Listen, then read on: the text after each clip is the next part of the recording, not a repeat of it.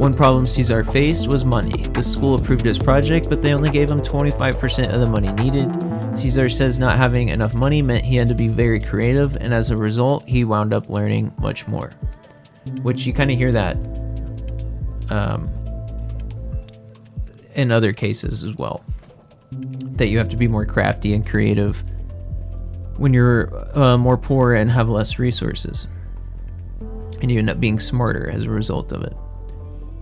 12-year-old boy who achieved nuclear fusion in his playroom got a visit from the FBI, published 28th January 2025. Most 12-year-old boys picked up video... Oh, this is from GuinnessWorldRecords.com, by the way. Most 12-year-old boys picked up video games or action figures or playing cards, but when they want to unwind in their playroom... I totally misread that. Most 12-year-old boys pick up video games or action figures or playing cards when they want to unwind in their playroom. But Jackson Oswalt from Memphis, Tennessee, USA, wasn't like other 12-year-olds. One day, I had a sudden epiphany, he said. I realized that I could be the absolute best at whatever video game, but in the end, it still wouldn't mean much. In the grand scheme of things, video games had no role to play. So I changed my ways. Immediately, I switched to the closest thing to video games in real life, science. Jackson's effort paid off in 2018, when just 2 hours shy of his 13th birthday, he became the youngest person to achieve nuclear fusion. But what he never expected was a visit from the FBI. That's hilarious. It was only 2 hours before.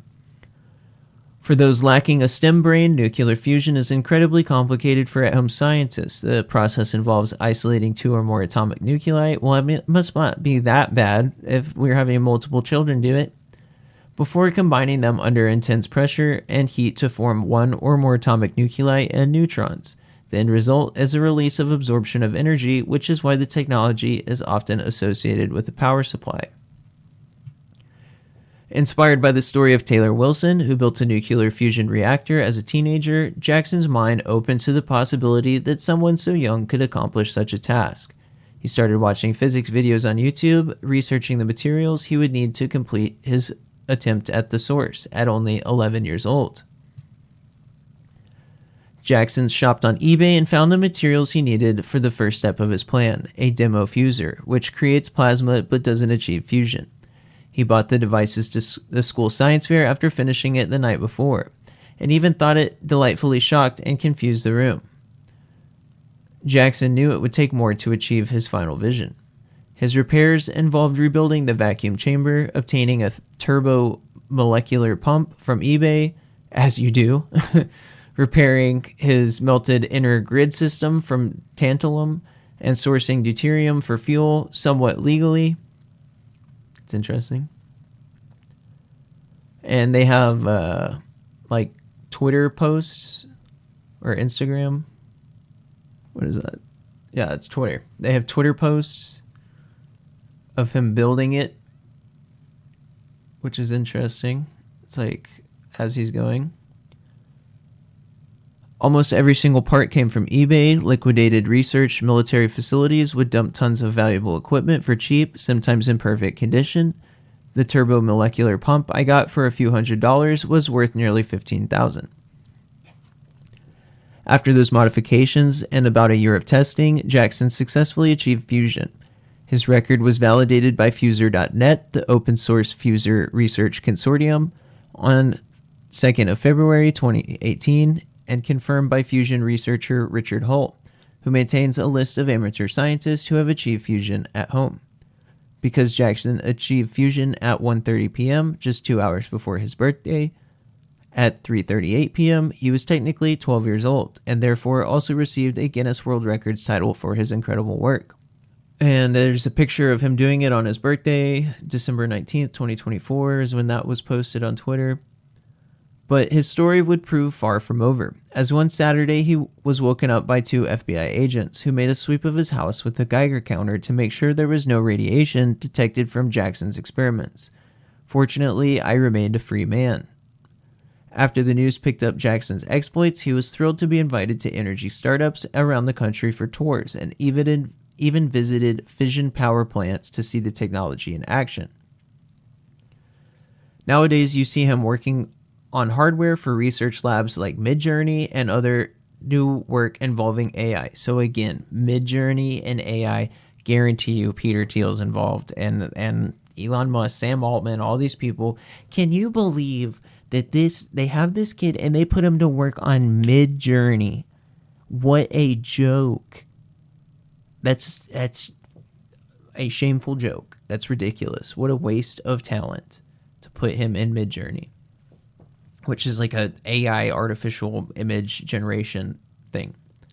And notably, nuclear fusion reactors, the technology that Jackson was working with in his playroom, are still being considered for long-term solutions for energy, such as China's artificial sun, which was unveiled last week. And which this is from almost a year ago. So that's interesting. I think that it's also interesting how a lot of these people end up getting visited by the FBI when they're trying to make a reactor. And I don't think that that's a coincidence. I think that's very, very interesting. So we're going to move on to Karen Silkwood, who is a nuclear advocate, and her story kind of related with the FBI and like people who try to go rogue and do their own thing. You see this in different circumstances of alternative energy technologies of, let's say they were an inventor, something kind of happens to them. And this is an example of that with a whistleblower within the energy sector. And I've talked about how a lot of the people in charge of these technologies are very powerful, very exploitative, and have very little morals. And that they will go to extreme lengths to stay in power. And I think this is an example of how far they will go. Should say all these kids played ball with them, so to speak. Like the one kid was working with Peter Thiel and speaking at NATO, which is crazy. The other kid worked at Midjourney. The other guy had the FBI coming after him too, the first guy, who ended up not taking it well. So Karen Gay Silkwood was born in 1946 in Longview, Texas, and raised in Nederland, Texas.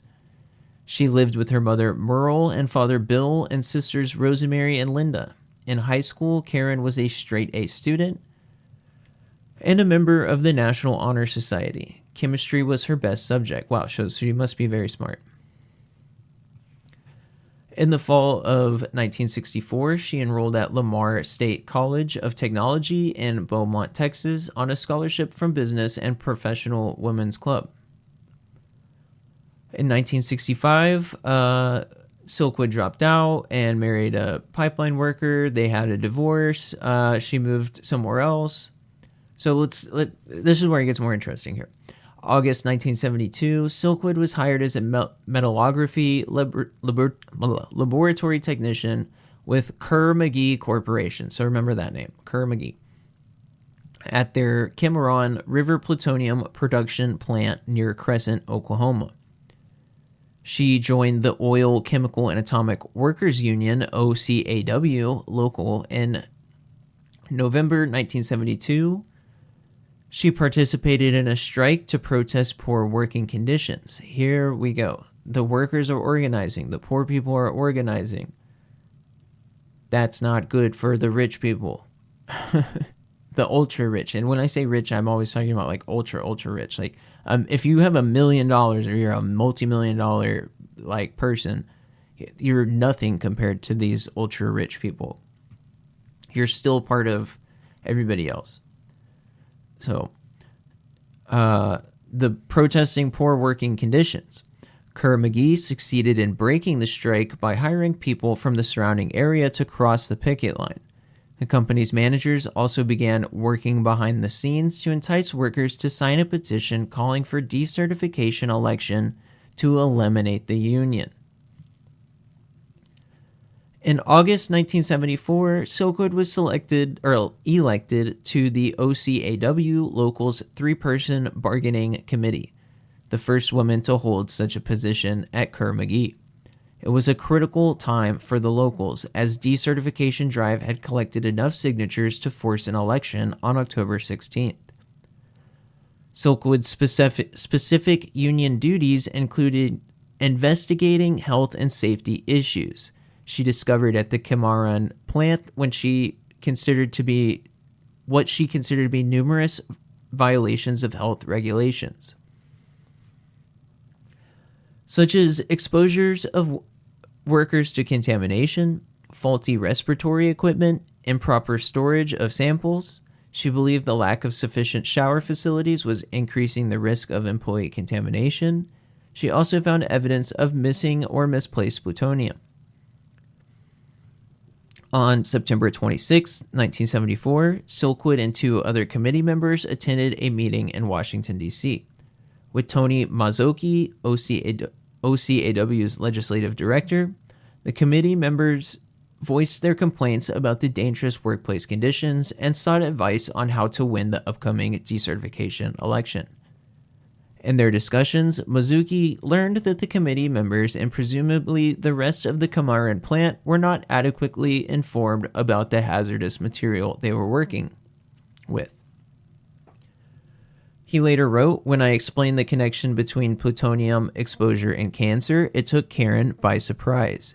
And so they made plans that day to have 2 atomic scientists from the University of Minnesota come speak to the Cimarron workers." Mazzocchi recalled how Silkwood took him aside at one point and said, "You know, there's some other problems that I'd like to speak to you about." I said, "What are they?" she said.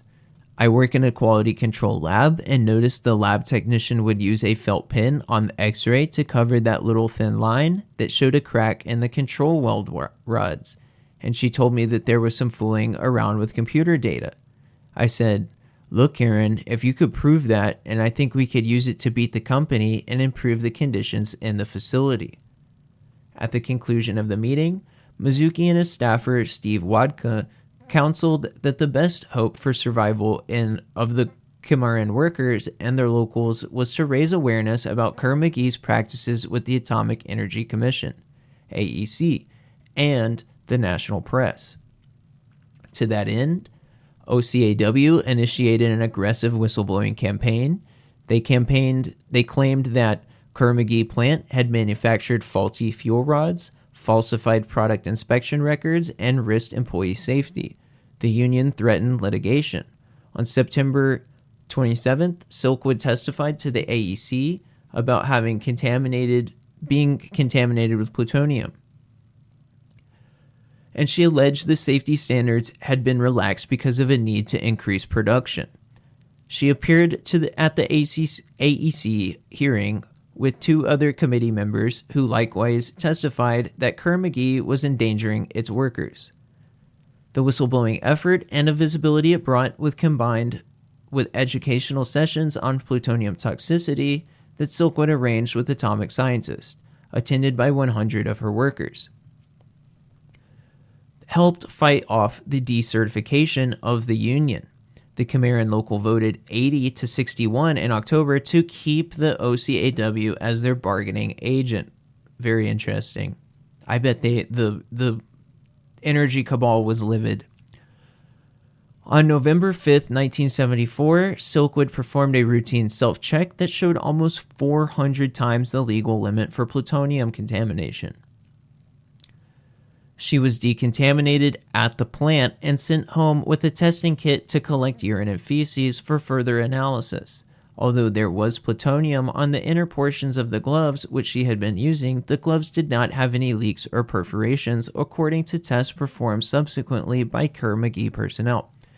And I just want to say super quick, collecting the urine and feces, that goes back to when America, I think it was the military, were feeding human beings, and I think they were minority people, plutonium and oatmeal and all sorts of food, and they didn't know it.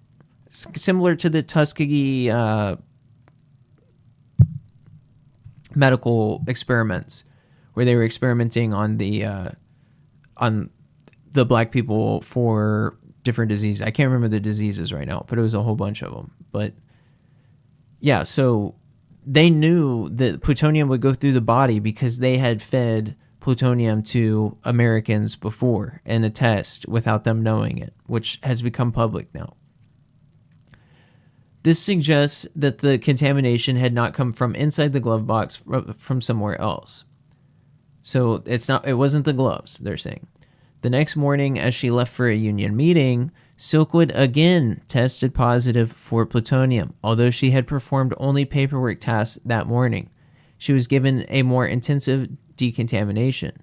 On November 7th, as she entered the plant, she was found to be severely contaminated, even expelling contaminated air from her lungs.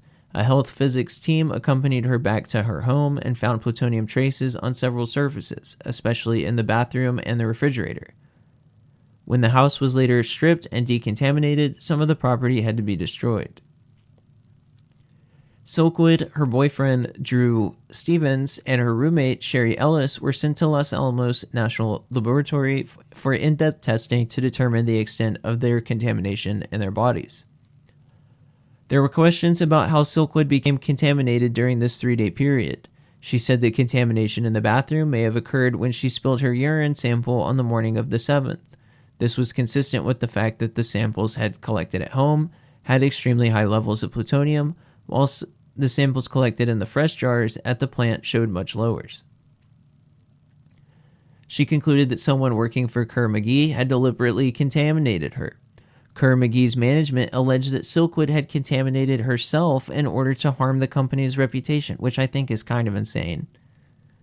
Especially after just learning about the toxicity. You're going to have like a whole thing on learning how bad it is and then do it to yourself and everybody inside of your home. According to Richard Rashke's book, The Killing of Karen Silkwood, the particular type of plutonium found in Silkwood's home came from the Cimarron production area, pellet lot 29, where she did not work. Starting in August, the pellet lot 29 samples were kept in a Kerr-McGee vault to which she did not have access to. Interesting. By November, Silkwood believed that she had assembled sufficient documentation, including company papers, to corroborate her claims against Kerr-McGee. So she said she had proof. She decided to go to the public with this evidence and contacted David Burnham, a New York Times journalist who Tony McCosey referred her to. Burnham had previously broken the Frank Serpico police corruption case and was now researching atomic energy issues. On November 13th, 1974, Silkwood attended a 5:30 p.m. union meeting along with 10 other members of the OCAW local at the Hub Cafe in Crescent. She made a brief presentation and sipped iced tea. Another attendee at the meeting, Wanda Jean Jung, stated in a sworn affidavit in January 1975 that Silkwood had a folder, a spiral notebook, and a packet of documents at the cafe. During a break in the meeting, Jung said she spoke with Silkwood, who was crying quietly, and admitted how frightened she was, that she had been so badly contaminated she would eventually get cancer and die from the plutonium in her lungs. But then Jung stated in her affidavit, Karen pointed to her documents and said, there's one thing she was glad about, that she had all the proof concerning falsifications of records, and as she said this, she clenched her hand more firmly on the folder and notebook she was holding. She told me she was on her way to meet Steve Wadka, a New York Times reporter, to give them the material. At 7:10 p.m., Silkwood left the meeting, got into her 1973 white Honda Civic, and drove alone towards Oklahoma City, about 30 miles or 48 kilometers away, to meet Burnham and Wadka. Less than 30 minutes later, Silkwood's body was discovered in her smashed-up car, 7.3 miles from the cafe. The car had run off the left side of State Highway 74, traveled some distance along the grass shoulder, and then struck the the wing of a wall of culvert 0.11 miles or 180 meters south of the intersection West Industrial Road. And it gives the GPS coordinates. The impact from hitting the wall caused caused her to be impaled by the steering wheel and pinned to the roof of the Honda Civic. She was pronounced dead at the scene. Silkwood's car contained none of the documents she had been holding in the meeting at the Hub Cafe. The Oklahoma State Trooper at the crash site remembers that when he found 1 or 2 tablets of a sedative of Quaalude in the car and believed there were 2 marijuana joints. Interesting. The coroner found 0.35 milligrams of Quaalude in her blood. A therapeutic dose is 0.25. A toxic dose is 0.5. Oklahoma Highway Report concluded that she fell asleep at the wheel and died of the accident. The OCAW hired a crash investigator, A.O. Pipkin Jr., to examine the car and scene of crash. Based on his examination, Silkwood had not fallen asleep while driving. The steering wheel was bent back on the sides, proving that she'd been wide awake and hanging on as she tried to maintain control. In support of this notion that she was awake, he added 2 other observations. First, the anomalous fact that the car had veered from the right to the left shoulder. In most one-vehicle accidents where the driver has gone to sleep or because of impaired abilities, the vehicle goes off to the right because of the contour of the road, namely the crown, because roads are built at an angle so the water washes off of it. So all roads have an angle where they're supposed to. So that's why the car would go to the right, was because that's like what physics does. It shows that the Honda tracks in the grass showed the car did not drift, but was actually out of control. It left the highway. The only way that the car could have been put in that attitude, he wrote, was either an impact by an unknown vehicle or a combination of impact by an unknown vehicle and driver overreaction and subsequent loss of control. Before I go on, I will have to remind everybody that the documents were gone and I believe that they had to do some plutonium testing on her remains, and even her remains were still radioactive, which is absolutely insane. But most significantly, Pipkin found damage to the rear of the vehicle, which according to her friends had not been present before. As the crash was entirely a head-on, front-end collision, it didn't explain the fresh dents on the left rear fender and the bump above it. A microscopic analysis of the rear of the car revealed paint chips that could only have come from the impact of another vehicle. In light of Pipkin's findings, some friends and journalists theorized that Silkwood's car was rammed from behind with intent to cause a fatal crash. OCAW officials Mizuki and Wadka did not believe it was a premeditated murder because that stretch of highway is flat, and the odds of her hitting an obstruction like a concrete culvert were so remote. Instead, they suspected it was an attempt, which went tragically awry, to scare and intimidate her into stopping her whistleblowing and returning the documents.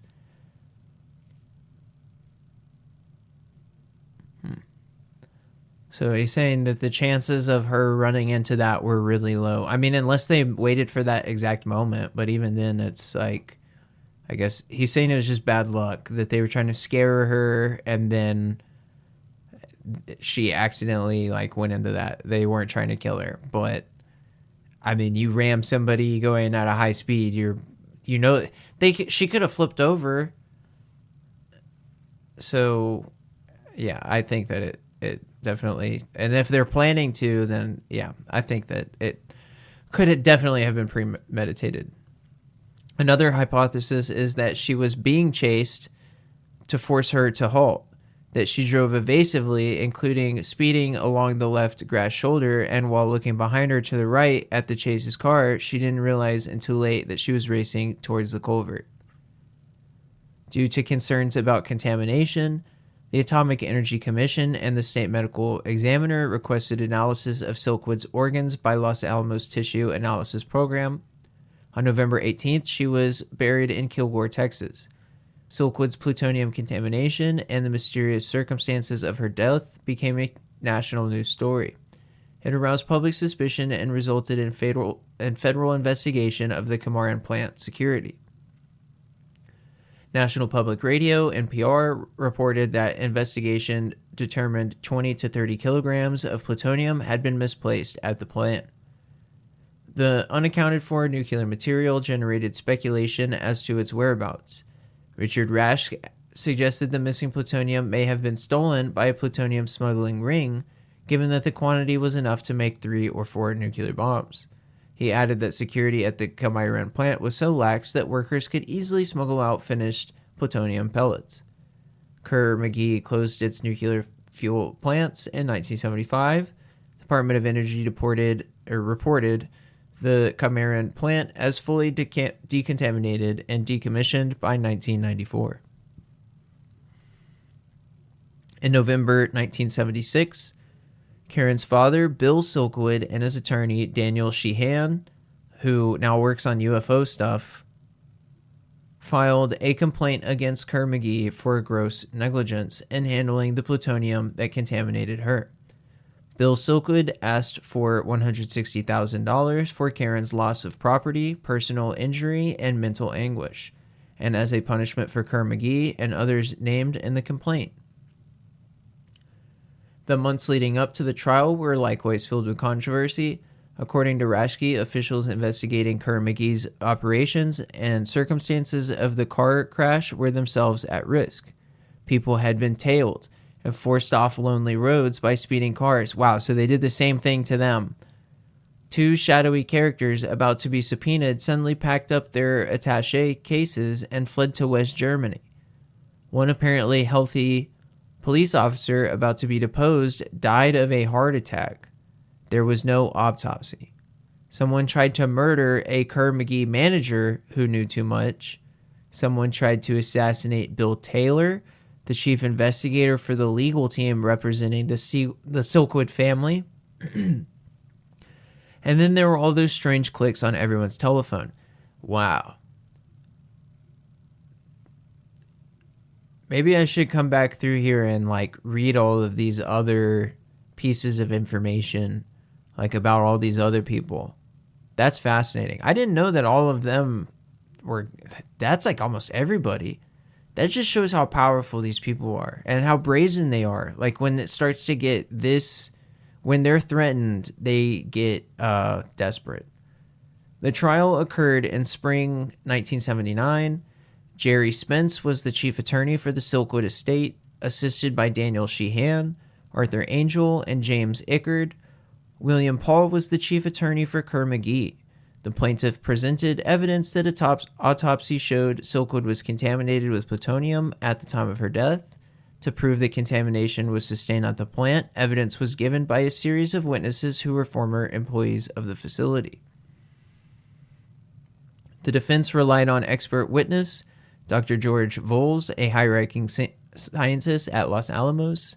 Voles said he believed the contamination in Silkwood's body was within legal standard. The defense later proposed that Silkwood was a troublemaker who might have poisoned herself. Wow, that's just... the defense attorneys, they come up with the most ridiculous, offensive, preposterous, insulting ideas, and it's infuriating. After the summation arguments, Judge Frank Theus told the jury, if you find that the damage to the person or property of Karen Silkwood resulted from the operation of this plant, defendant Kerr-McGee Nuclear Corporation is liable. The jury rendered its verdict of $505,000 in damages and $10 million in punitive damage. On appeal in federal court, the judgment was reduced to $5,000, the estimated value of Silkwood's lost property at her rental house, and the award for punitive damage was reversed. In Silkwood versus McGee Corporation, 464 U.S. 238, 1984, the U.S. Supreme Court reinstated the original jury verdict. The court ruled that NRC's exclusive authority to set safety standards did not foreclose the use of state tort remedies, although indicating, I have no idea what that means. Although indicating it would appeal for other reasons, Kerr-McGee agreed in 1986 to settle out of court for $1.38 million, or close to $4 million today, while admitting no liability. And it says that in the movie China Syndrome, they had a scene that echoed Silkwood's story. 1983 movie Silkwood. Cher was in it, apparently. PBS Frontline produced a program called Nuclear Reaction. And I'll tell you some more stuff right now. If you want to know more about her, it looks like ABC put out a documentary November 14th. And November 14th, 2024. So this is ABC News. 50 years ago, the death of 28-year-old plutonium plant worker and whistleblower in Oklahoma, a death many found mysterious and sparked decades of speculation, shocked the nation. The official story was that Karen Silkwood died in a one-car crash November 13th, 1974, on the way to meet a New York Times journalist. Very convenient. And hand documents she'd been secretly collecting at her job that would have proved the company's negligence. And she drove off the highway and died. We never believed it, Mike Bocher said, an official of the official narrative.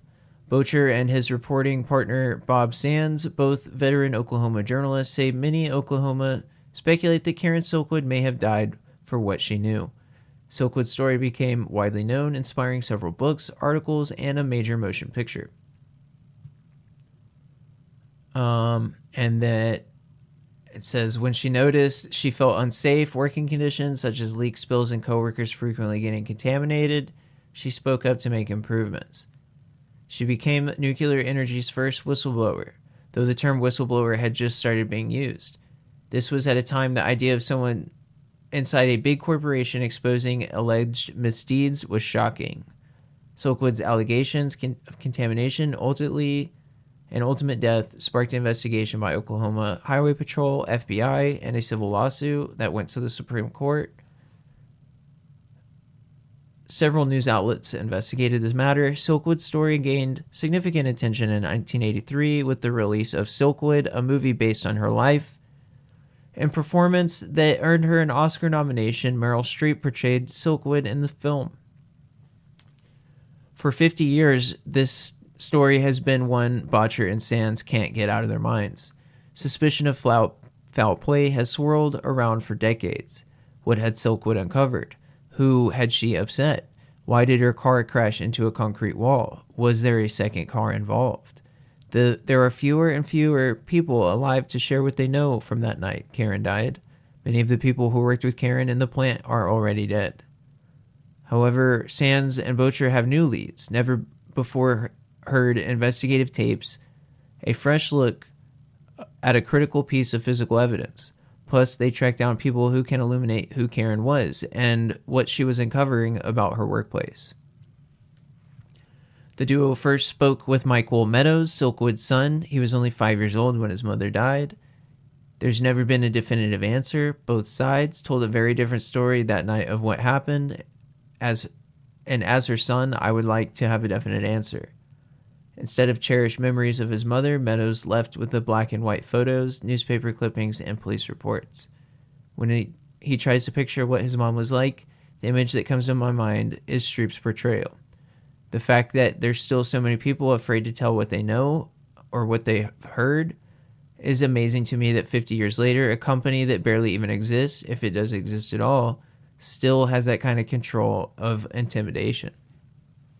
That shows you how powerful these people are. The people in that community knew something. They just they can't talk about it. Kind of reminds me of some Stranger Things type of thing. That company was Kerr McGee, named after its influential leaders Robert Kerr and Dean McGee. It doesn't exist anymore, but in the early 70s, Kerr McGee was a giant in Oklahoma and in America's oil and gas industry. So for Silkwood, going against her employer would be a steep hill to climb. Company maintained that allegations of malfeasance were overblown, and some claims even made up by overzealous union members. Steve Wadka and Karen Silkwood in the early 70s, as a young staff member for the OCAW, which represented Silkwood and other plants. Trying to see if there's anything we haven't heard before. So yeah, this is the ad for the ABC documentary from 2004, and then there is Karen Silkwood was right, remembering the nuclear whistleblower 51 years after her death. And this is November 12th, 2025. KOCO.com has a hour-long documentary for free that you can watch. I'm just going to play a few moments here and we can listen. Heard Karen Silkwood's name. Maybe you've seen the movie about her nuclear contamination, but you've never heard the full story of what happened along this Logan County roadway 50 years ago. KOCO's team of investigative journalists spent 2 years digging through long-lost files, interviewing people who lived this firsthand and talking with family members of those who have passed. They shared secret recordings, diaries, and deathbed confessions. We traveled to the National Archives, where 50 years of clues were buried in boxes that had to be wheeled in. From Karen's handwritten notes about what happened inside the Kerr-McGee nuclear facility to the receipts she kept during her contamination. So yeah, fascinating. This is, I'll put the link in there, but so this is free. And so there's a lot of new, content being produced about Silkwood still today. And it says here at the very end, biography written Judge Frank Theus, who oversaw the civil trial following Silkwood's death. He described a meeting between the FBI and the CIA where agents were warned that speaking about plutonium missing in Crescent involves spies and counter-spies of the U.S. and could damage our national security. So, even the CIA and the FBI were involved in this. So, yeah, I don't want to play too much of it for copyright, obviously. And here we have June 30th, 2025. Again, ABC. This might be the same one. Listen to the Radioactive, the Karen Silkwood Mystery Podcast. And it looks like there's 8 episodes. So, yeah, there's a lot of new stuff coming out about Karen Silkwood. Here it says, this is Coco again, or KOCO. In the course of operating the uranium plant, a considerable amount of soil outside the plant was contaminated with low enriched uranium. Silkwood, the decommissioning of the plant began in 1975. The groundwater remediation is scheduled to last until 2039. Silkwood died when she was 28. If she was still alive, she would be 93 by the time the remediation is expected to be completed. You look at it from the outside, and if you don't know what you're driving past, you wouldn't even pay attention to it. Oh, I think we just heard that. So yeah. More content being released. I think we've read most of that. And this was from November 19th, 2025. So pretty recent. And I just wanted to end it with a reminder of something that we're doing now, because that was a lot of talk of whistleblowers. It says November 18th, President Donald Trump's administration is close to implementing a rule that would end long-standing legal protections for whistleblowers among senior federal employees, according to documents reviewed by Reuters, prompting backlash from lawyers representing government workers. So anybody who cares about all this technology we've been talking about, or UFOs or whatever, or just transparency and accountability in general, and corporations not just being able to go crazy and do whatever they want, we need whistleblowers to be able to be protected. And Trump said that he was going to protect whistleblowers, and look at what he's doing now. So I just needed to point that out. This is from November 18th. so not that long ago, that Trump was ending protections for whistleblowers. Specifically, documents showed the rule would exclude senior employees from legal protections that prohibit U.S. government agencies from retaliating on whistleblowers who accuse them of wrongdoing, such as violating the law or wasting funds. And what was the whole point of the whole Doge thing? If we're just now going to make it illegal, weren't they like bragging about it? This whole thing is backwards. This administration making good on its determination to silence dissent in all forms, creating a culture of fear, silence, and intimidation, said Andrew Bakaj, chief legal counselor of Whistleblower Aid, a nonpartisan group that represents government whistleblowers. I hope that you guys enjoyed that. Pretty interesting stuff, and I think it shows the dichotomy of what happens when you go rogue versus like all these other kids who were pretty much trying to work with them inside the system. It's very interesting. And all of the tech billionaires trying to get a hold of this technology way back, like over 10 years ago. So that shows a lot as well. Very enlightening. And I hope you guys have a great couple holidays and be safe out there. Adios.